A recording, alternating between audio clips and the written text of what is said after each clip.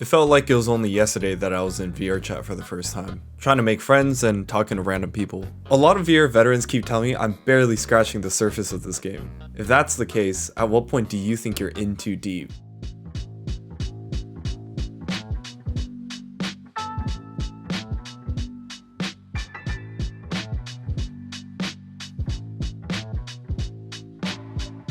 Virtual reality is still early for a lot of people, and I agree. People are basing their opinions off of news articles they've read without actually trying the platform for themselves. So I went around asking different groups if they were addicted to, or in too deep, VRChat.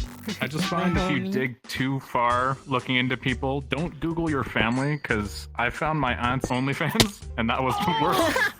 Worst fucking thing. If you've ever confessed your love to someone in VRChat, you're in too deep. You are too invested. I've actually had my characters, my experimental phases before VRChat. So being here actually just feels more like home to me. When you spend $1,000 on a headset and the only game you play is VRChat. How many OCs or gender swaps have you gone through in the past year? If gaming is interfering with your actual life, you're putting things off to play VRChat. Like I would use the same type of criteria they do for like gaming addiction disorder. I've heard plenty of examples of people going down the VRChat rabbit hole. But on the flip side, I've spoken to others who've tried virtual reality only to never touch their headset again. Do you think that most people who play VRChat end up getting addicted? Love you. And I miss you.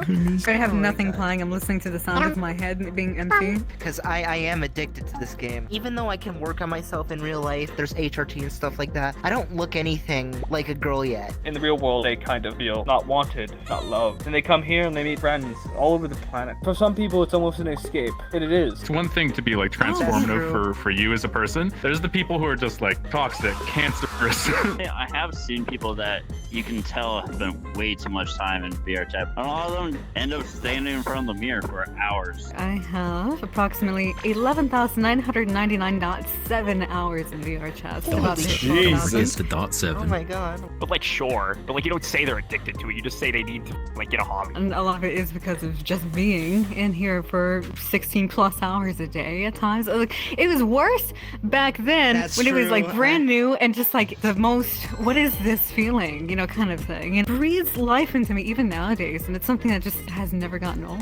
Now, I think I've met my fair share of people who are addicted to VRChat. But is it right for people to look down on others who are addicted to things that the mainstream isn't? I get plenty of comments from my other videos about how VRChatters need to touch grass, or that virtual reality is a joke. But go back 10 years ago and people had the same arguments about social media, and yet here we are. Almost everyone I know has a Facebook account, or if you're Gen Z, you probably have a TikTok. Hey, y'all see my front floor, bro? So, to other VRChatters, what does being in too deep look like to them? Yeah, and this is what happens. You turn into a strange tropical bird. Most people in my entire time playing in the last 4 years, they come and go. Usually they're really chill, and like they're the kind of people that'll like sleep in VR, wake up in VR, hang out in VR. I had an ex. Her life was completely absorbed by it, and it was unhealthy. Jay Wonder wrote here, someone changed whole life to only be with VR friends. Honestly, most of the people I've met have been pretty high quality people. Well, okay, so let me actually put this on the table though, as a little additive onto that. What if not only was this your social life, but this was your job? They'll make an alternate account and they'll fake being a girl and they'll go red status with other people for actual money. And like with the guy that I was talking about, like it went from being a coping mechanism from his real life and the issues that he was going through to actually becoming a job for him in VRChat, which was interesting. I've had my down bad moments, but I never found myself falling for or getting attracted to someone in VR. As much as it's a social game, I still detach it with my actual reality. VRChat feels like an MMORPG, but without the grind or progression. I used to play this game back in the day called MapleStory, and like a lot of other MMOs, you're supposed to grind for levels and gear, but there was a small subsection of people who just roleplayed, got married, or hung around Maya's house. I know other games have the same things too. WoW, RuneScape, Roblox, but I wondered if other people thought it was easier to be down bad in VR. So there tends to be this trend of people who haven't experienced real life, and the only way that they transiently know how to do that is to convey it in impossible ways they couldn't do in person. I think being down bad just means that you feel attention starved, you're desperate. It's like giving up your dignity. Being down too bad would mean you will have that burnout. With an addiction, you're not likely to face that. Down bad, you're just horny. You're just a horn dog running around. That's it. Alcoholism and being a stoner is definitely prominent in VRChat. People on Reddit responding more or less had similar answers. When it negatively affects your life, blowing off real life commitments, and being an alcoholic? Well, it's not a secret that people drink in this game, but is it really as common as they say? Because I was bored as so it's like, what do I do after work? Oh, I'll just hop on. What are these friends of mine doing? Oh, they're drinking. Will I go shot for shot? Probably.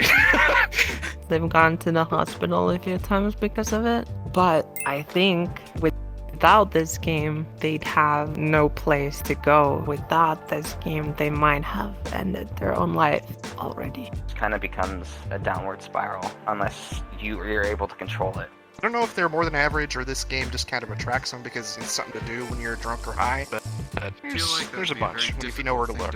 It's kind of almost as if like the door is open for a party and they're welcoming you in like, hey, you can come have fun with us. And then you have fun and you have fun and you get hooked on it for so long that it just becomes something bad. Are you in too deep if you play VRChat?